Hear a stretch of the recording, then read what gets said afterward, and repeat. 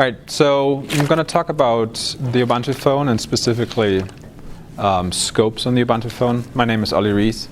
I'm an engineering VP at Canonical, responsible for all the client stuff, client products for Ubuntu. And so I've kind of done a couple of talks that were sort of building successively on top of each other, and this is kind of the one where we actually hit some code about scopes. But before we do that, quick reminder of what scopes are. So what we want to achieve with Ubuntu as a mobile OS is there's two big goals. One is software convergence and one is hardware convergence.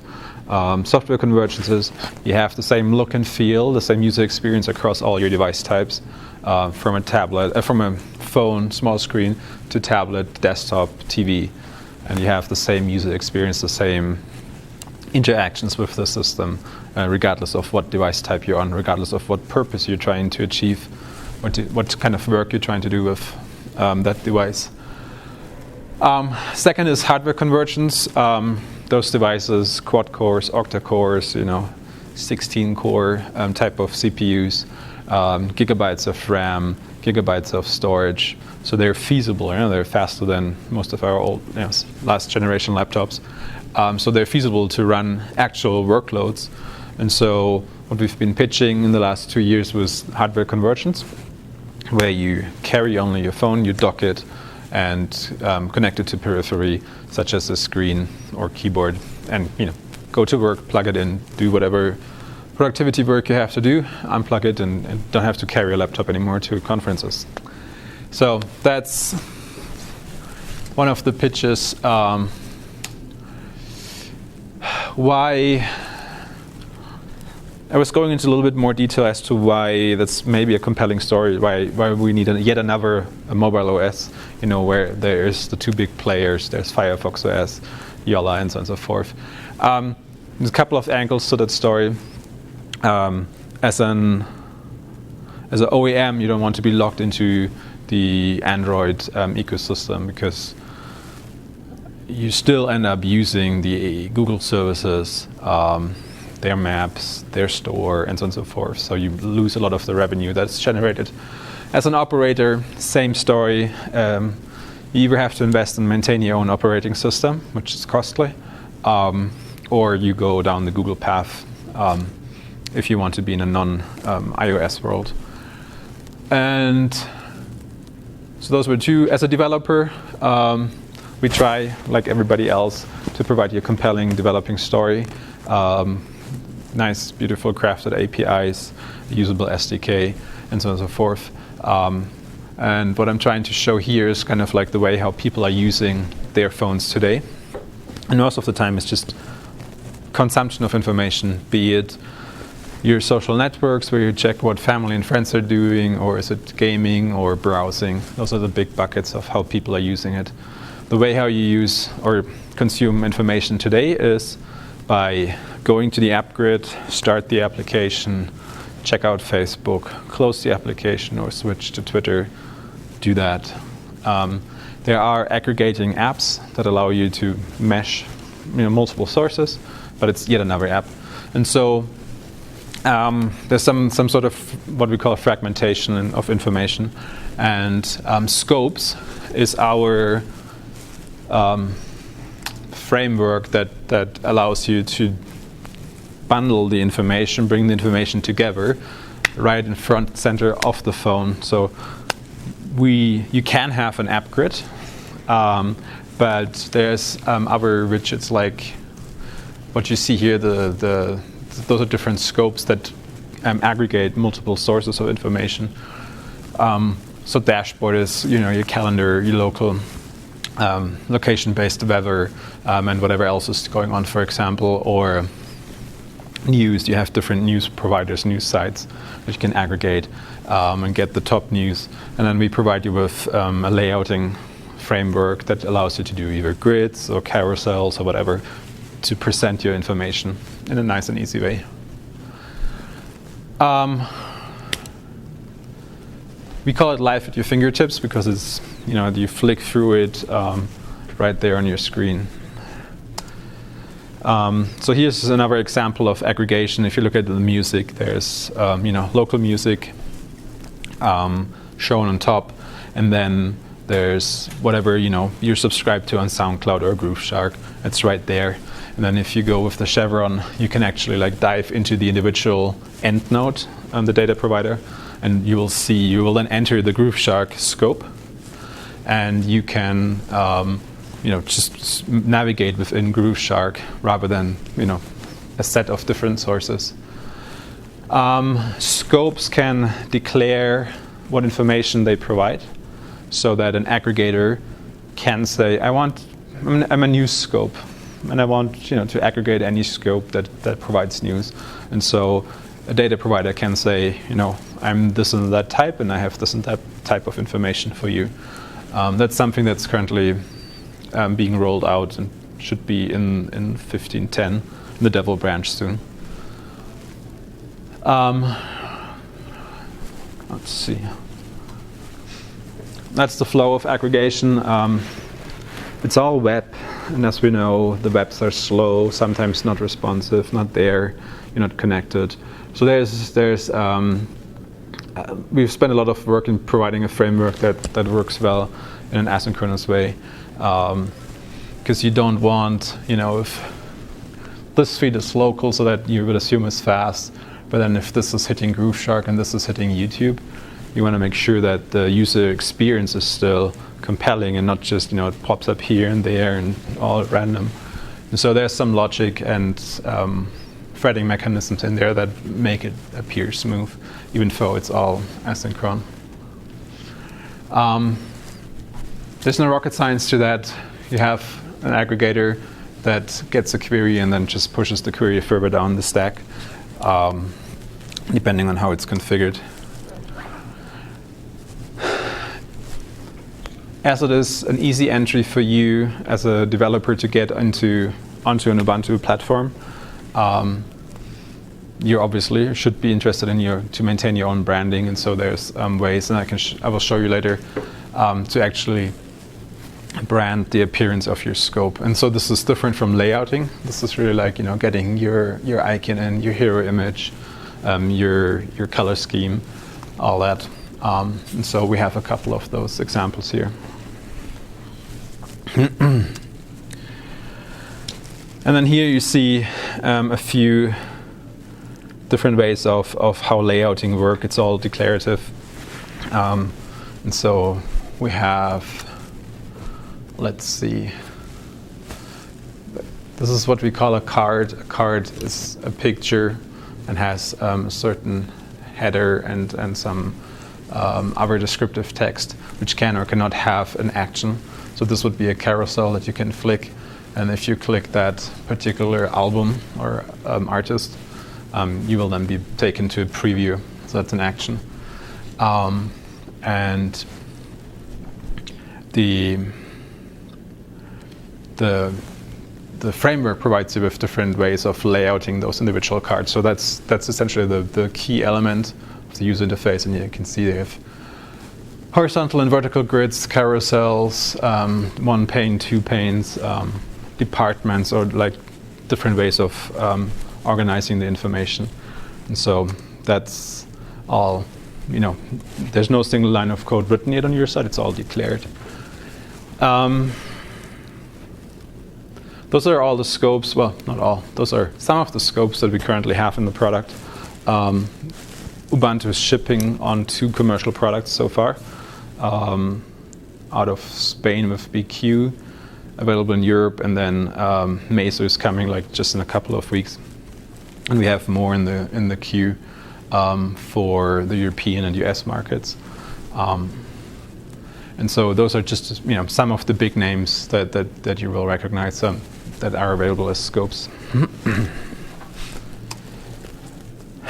Talked about that. So let's see.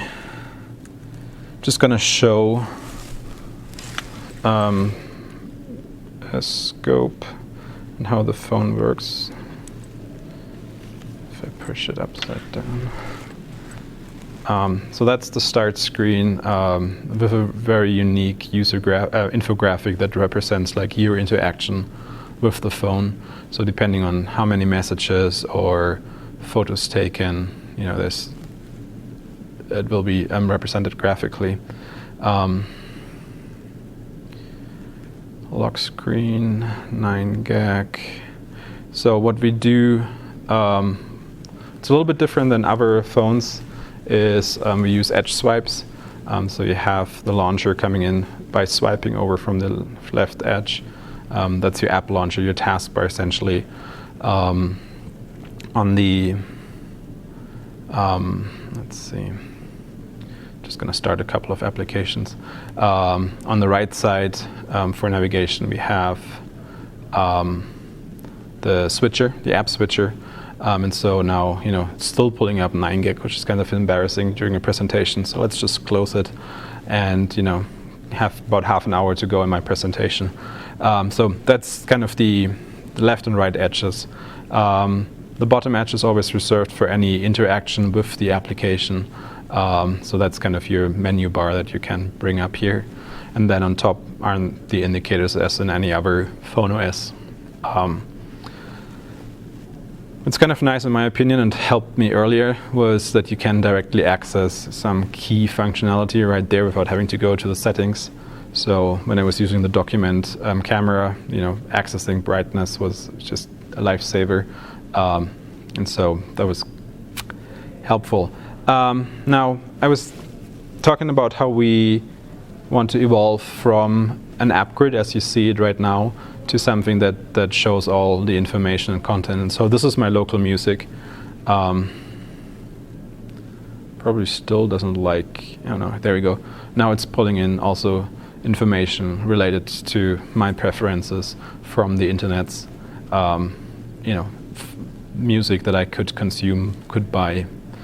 So this is how you could integrate your content that's purchasable or for free right there on the phone. Let's see. That's a location-based scope where we see things around us. It's currently, I think, still based on IP. I don't think I've enabled location services, but you get the idea. Now, that's the weather channel, so let's dive into it. So that's the actual information provider. You see a branded experience. It's trying to access the network.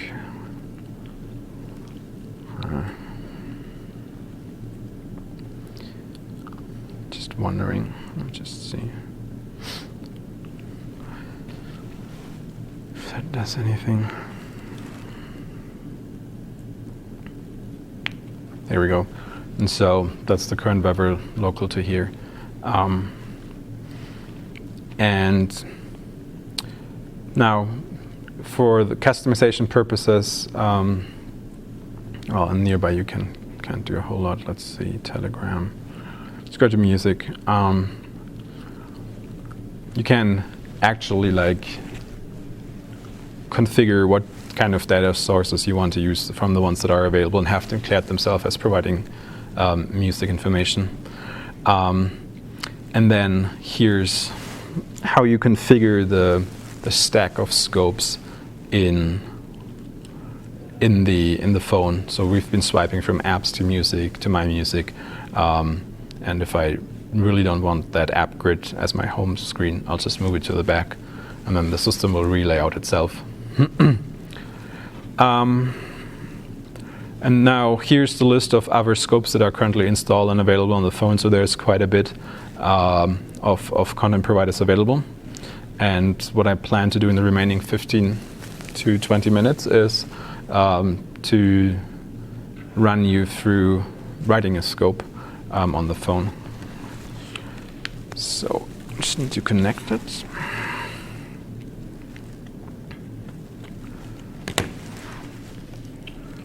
Let's see. Is that visible enough? Up or down? Down. Right. Thank you. Let's see.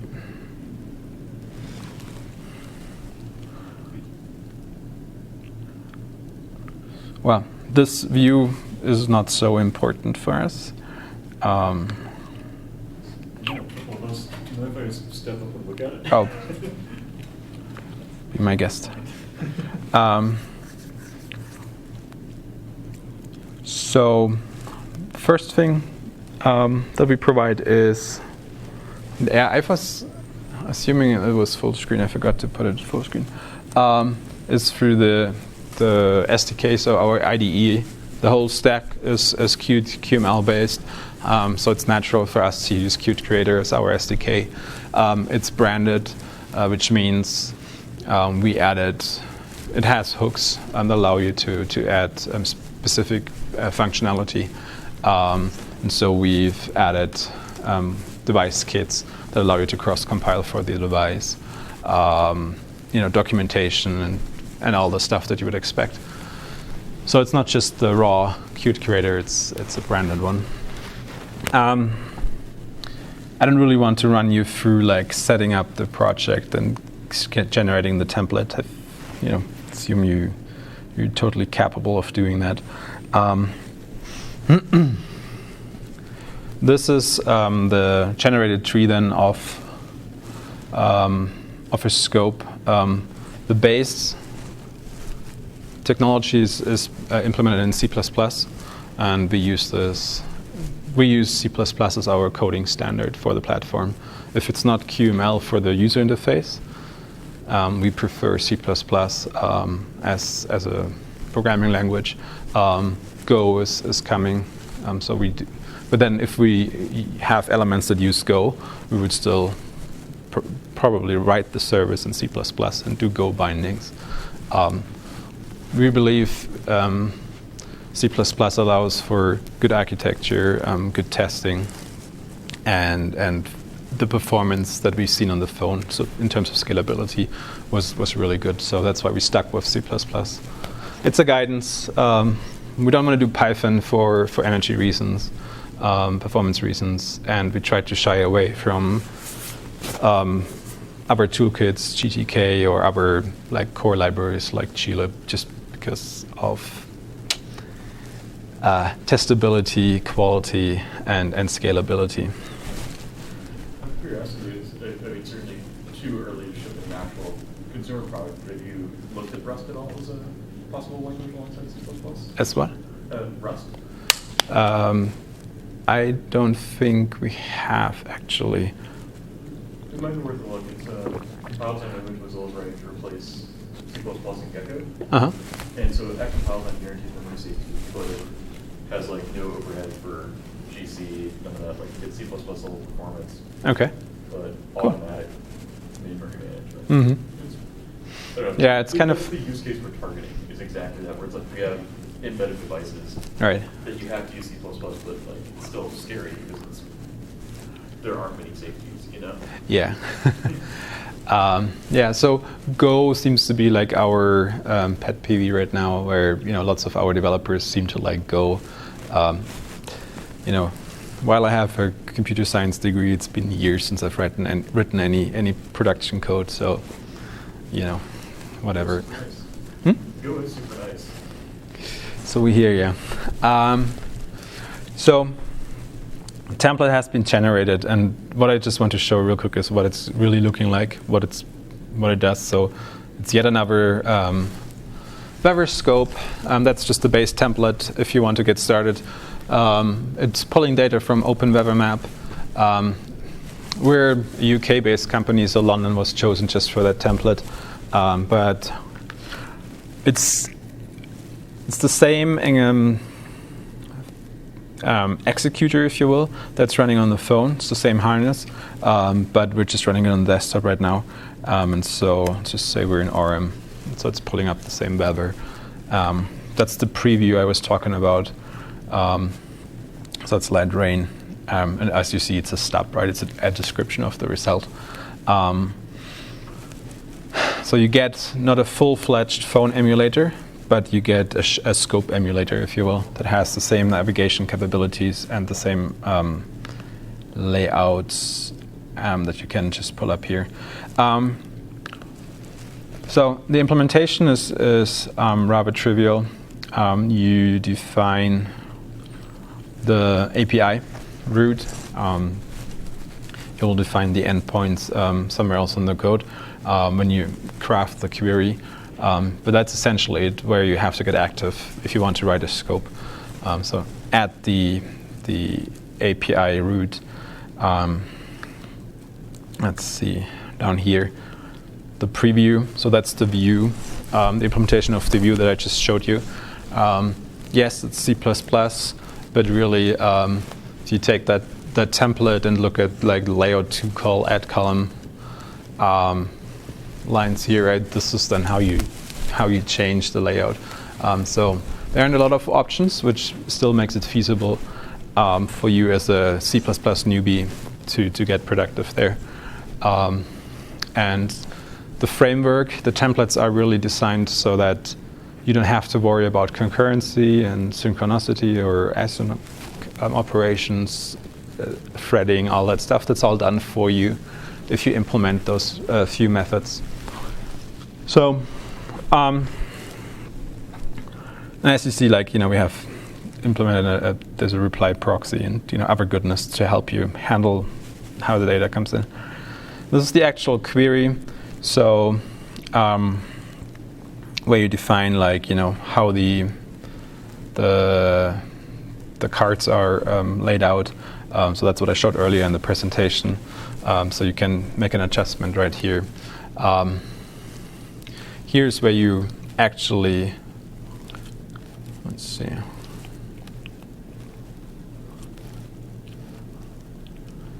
Yeah, this is where you register the query and then execute it. And then in the, missing the point here. Let's see, sorry. There we go. So this is the actual weather query that will pull weather from the API root, and where you also enter like the location. I don't want to dive too much into that because it's one way to do a scope, and this is like if you want to get really advanced and fancy.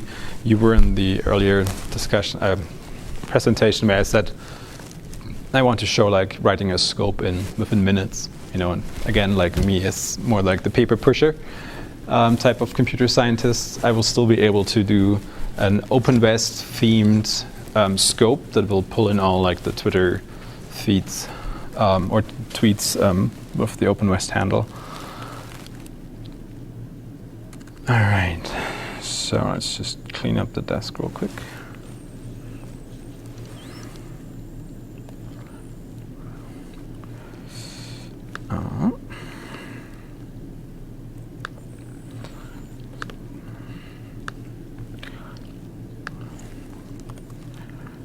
All right, so there's a tool. It's yet again a template-based tool, which is called Scope Creator, and it looks way better because it's all command line.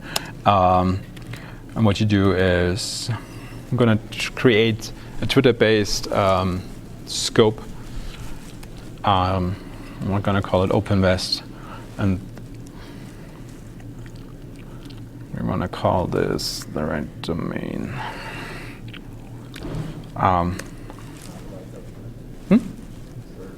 Oh, sorry, what? Like turn off those lights. Just press 1. Yeah. Huh. All right. So now we created a scope template that's very thin. It just comes as a standard scope with all the information that's in the template. I need to unlock the phone so we can actually push it over. And if I was to just build and deploy it,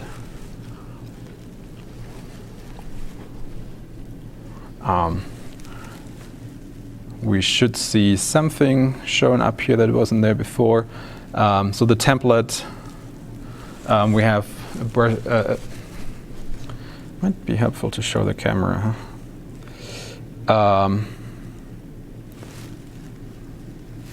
Let's see.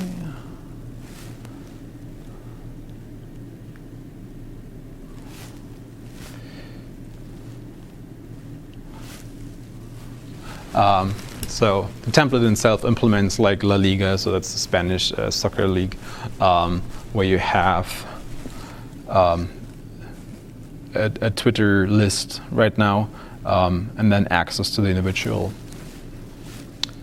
Kind of sucks.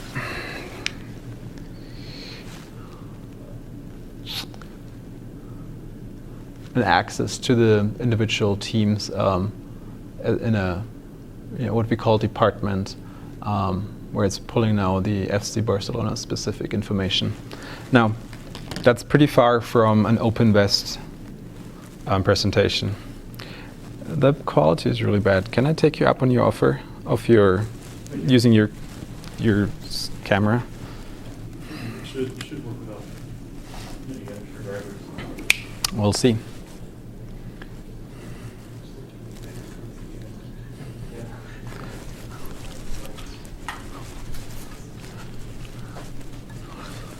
All right, let's see. Thank you.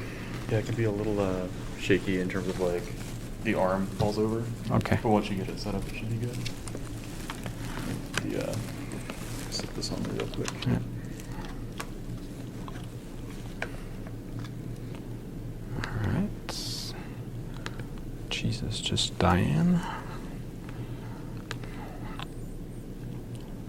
Yep, there we go. Thank you. And it does have manual buttons on the top to adjust the exposure and Okay. all that. So let's see. Just get rid of this.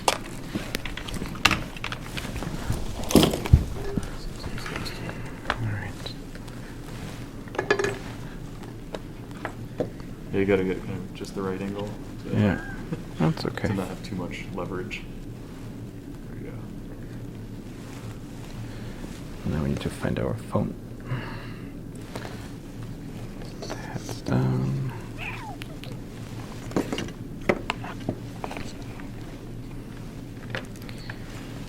Cables. There we go. Perfect. Focus. Yeah. This one. Yep. All right. Still overexposure. The rocker buttons on top. Yeah. Got it.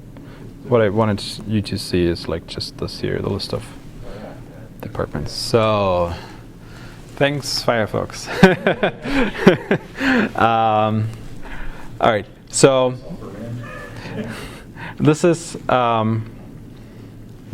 the La Liga scope. As it's just coming with the template. What I'm going to do is real quick just pull it off. I've mentioned it earlier, even though we're using like an Android tool, what's running on the phone is Linux, Ubuntu, and we have Android running in a container. And so that allows us to actually access through the Android drivers the hardware without needing OEM hardware enablement to get done. I don't know how you guys are doing it. I think you were just running on top of Android, right? We're just using the Android Linux kernel. I believe we've actually, like, there's no downlink or anything else. Okay, yeah, but yeah. But we're using the same drivers. And everything. Right. All right, so let's see.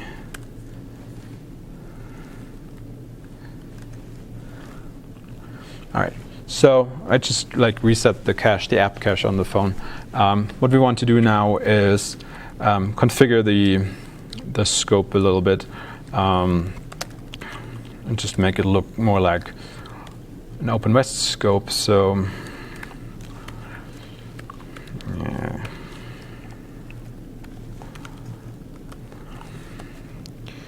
Change it here. That's just the title for the click package. We use something called click packages, which is a packaging format that we defined for the phone, which allows self-contained atomic packet like bundles of software. We're replacing that right now with a technology called Snappy. It's click on steroids because it allows for like a way bigger ecosystem integration. Let's see. Now, we really didn't like the soccer theme, so what I'm going to do is I'm copying a pre-canned an image I prepared earlier. Let's see.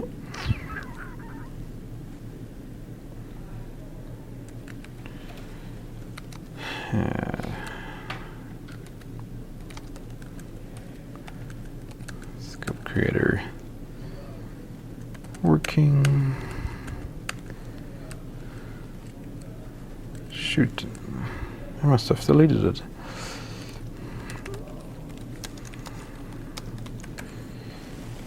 PG. Oh, there we go.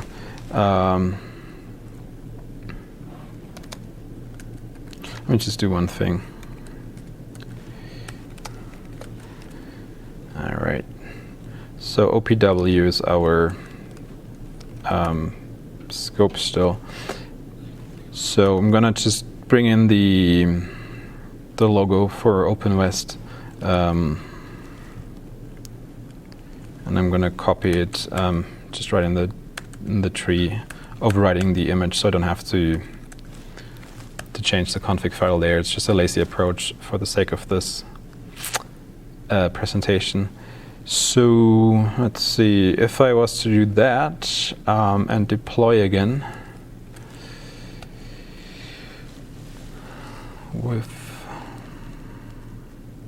the phone turned on and cheese in the foreground.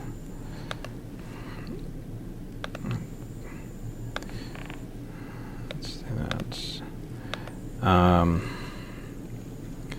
So looking at the list of pre-installed scopes, La Liga is gone because we've deleted it. So I'm going to deploy that version. And now it still shows up as La Liga because that's the part of the branding. So the package, the click package we just deployed is now called Openwest, but it doesn't really help us in the user interface. But sorry, as you've seen here, did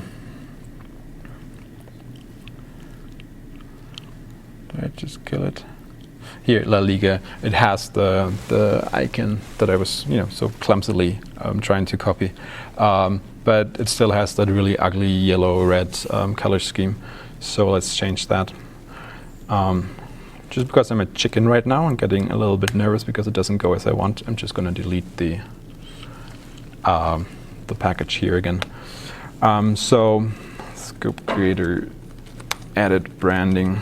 What we're going to do here now is the display name, so that's what we just saw on the list. I'm going to call that Openwest. And search hint, I'm just going to say Openwest tweets.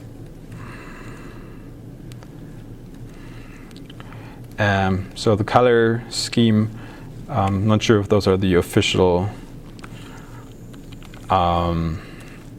Openwest colors. I was looking at their website CSS yesterday, and it looked. Just was mirroring on the projector. Really?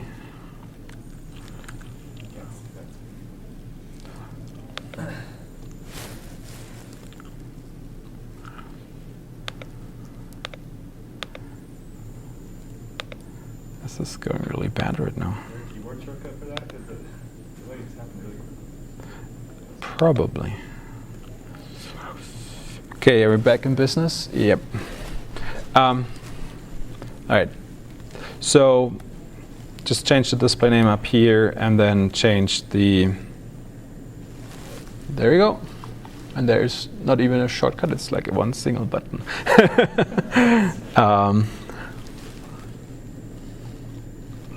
Okay, sorry.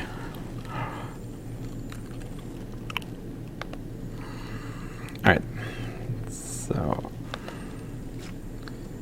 keep it. We're back. Now let's try this again.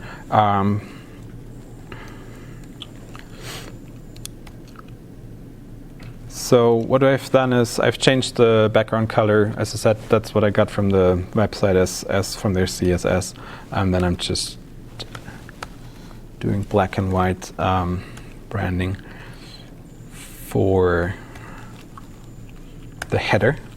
And now if we build and deploy with the phone turned on,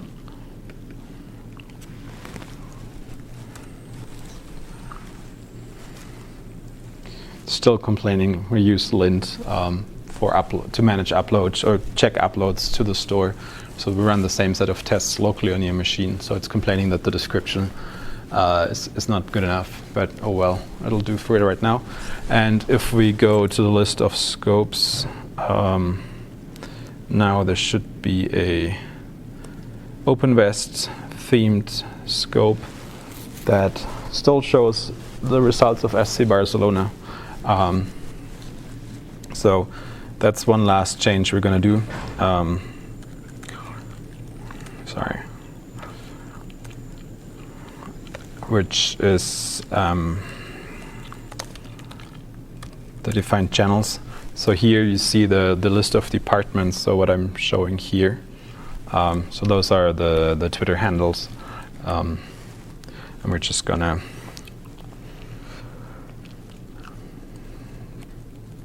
take 2. So let's just assume I want to make information available that's relevant for the conference itself. So it would be Openwest. It's a Twitter account under the handle Openwest. And then there's Utah Open Source, which we all like. The organizers, and they have this handle. And then by defining, those channels, we will next deploy see all the relevant feeds and tweets that people are sending out for Openwest. It's right here.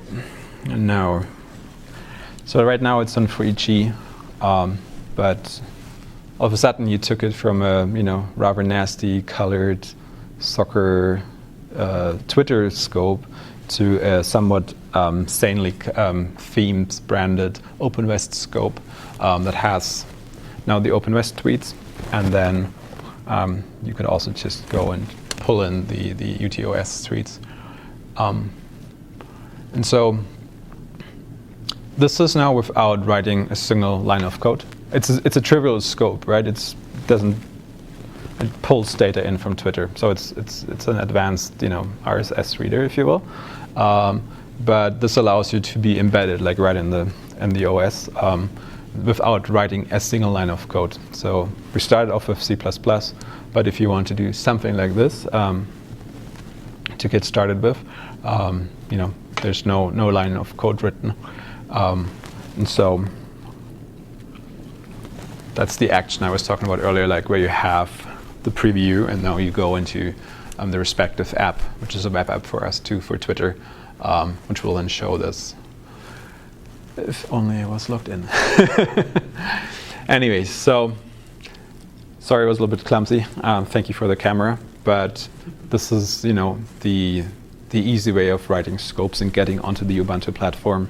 By writing a scope this way, you generate a click package, which is then what you would upload to the store and make available to your users. You were talking a little bit about security models in your talk. We are using AppArmor confinement. That's all checked store side as to what APIs the application is trying to hit. And the store will reject it or will not make the application available if you're running outside of your confinement. And typically it's just because you haven't used the right profile. There's different profiles to access network and different components of the stack. Sometimes it's malicious stuff or just a profile that we don't support for similar reasons as you mentioned earlier. Yeah, I think that's it. Just in time. Any questions?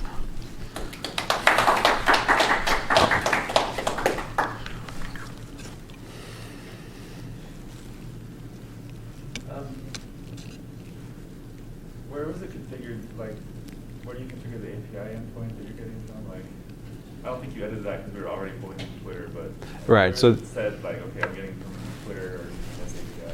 So the in C++, it's just in a config. It's in the if you go with the scope creator, it has a Twitter-based template, an RSS-based template, and a third one that I just forgot. And it's just based on the template. It will hit the Twitter API, or for the RSS one, I think you will in the config file declare which endpoint you're trying to hit, or what the API is. So I don't know any C++, so you don't have to. The power of aggregation is not available in the scope, right? So you've seen, it would have been nice if we would have had like a horizontal pane for all the Openwest tweets that you could just flick through, and then another pane for the UTOS tweets. So that is not possible in that easy template right now. So you get only like a list view. you have to do that. You have to do the code. We would have to go C++.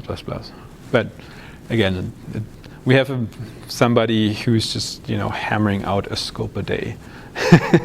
And it's like most of those branded scopes that I've shown you earlier, like those 40 or so. That's all him, right? And he just. So actually, I'm curious about that.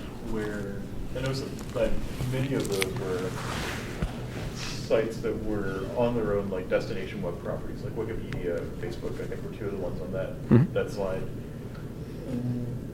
How are you pulling data from there? Are you basically scraping, or using Facebook's API? We're using. There's no scraping. We use APIs. Depending on the site, you will have to have a commercial agreement with them or not. Otherwise, you're subject to rate limits and all that good stuff. But for the scopes that we sponsor, we make sure that that's in place. I look at them. It's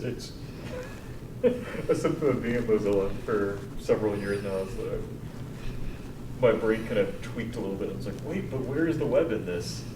How are they accessing these web properties? And I guess, yeah, if you have Facebook has good API support. Wikipedia has solid licensing and access to data. Yeah. But I'm curious about how the adapters that are being made to serialize that information in a way that's easily consumed by the scopes might be reusable in other web contexts, or if that'd be possible. Because it feels like, in some ways, especially for the news-related things, like this is kind of what we always wanted RSS to be, right? Right. Is I want to take content from these providers and I want to display it commingled in a unified interface. So there's no rocket science. The scopes backend. So what I mentioned earlier, like the proxies and threading, it's implemented per scope, and that does all the magic. But in the end, we're just hitting REST APIs, and just handle the lags and gaps and all that, like in a smart way. If I remember right, so scopes were kind of introduced on desktop a couple of years ago. Yeah. There was a big hoopla about that. Yeah. I'm still trying to avoid the EFF people that are here. Yeah. So didn't they? I remember with like Amazon, they decided to have like an intermediary where we're actually your computer's actually pulling data from Ubuntu servers and they're getting data. It's not that Amazon decided it. That was our mitigation. That we had it in place. We just haven't like communicated it well. So that's what we used to call back then at about 12.04 like remote scope, where the dash, and again like a scope on the phone. Let me just take a step back. So on a desktop, it's a dash search, right? That's the window that pops up. That will then trigger a query. The phone has the same concept. So what I've shown you is also the dash, like on the phone, conceptually, architecturally. And so what you're referring to with Amazon is the client, your PC, was issuing a query, which was sent to a canonical server. which either did caching and proxying and stuff like that. And if there was no source, then it would reach out to the actual destination, to Amazon or whomever, and then like it would all come from one IP. It would be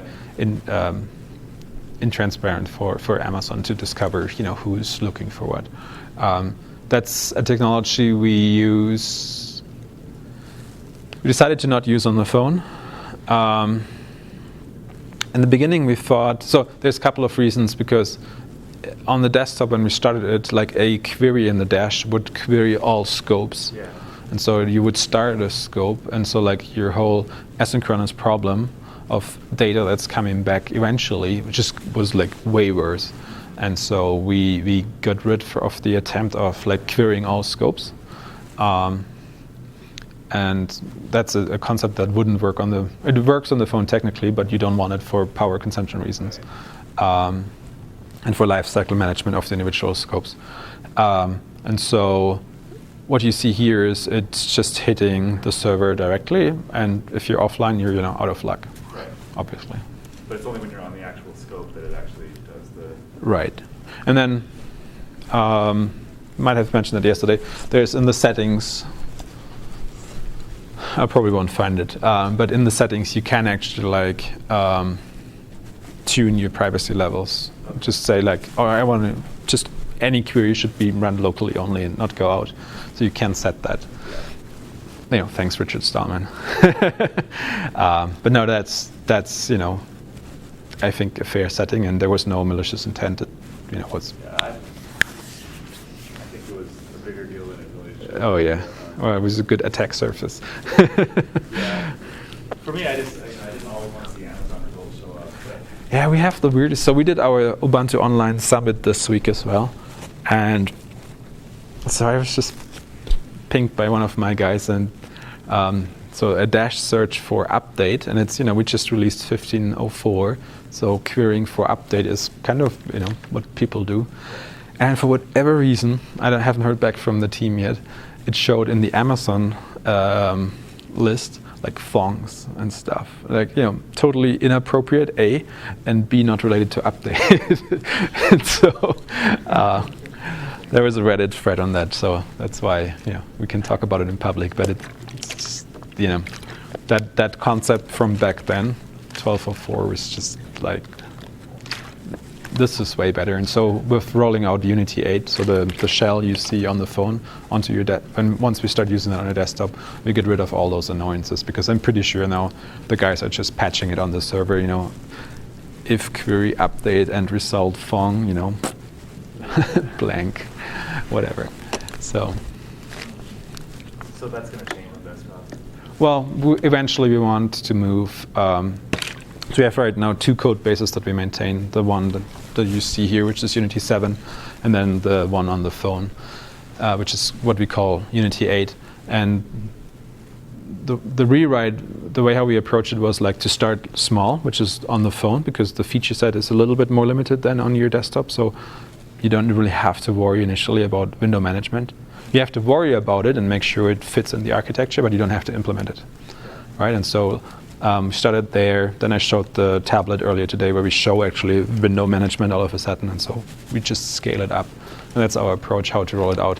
And once we have feature parity of all those shell features, then we're gonna switch Unity 7 for Unity 8. And just make that the default in the distribution. Can't wait. Yeah. It sounds like they keep pushing the date back, but...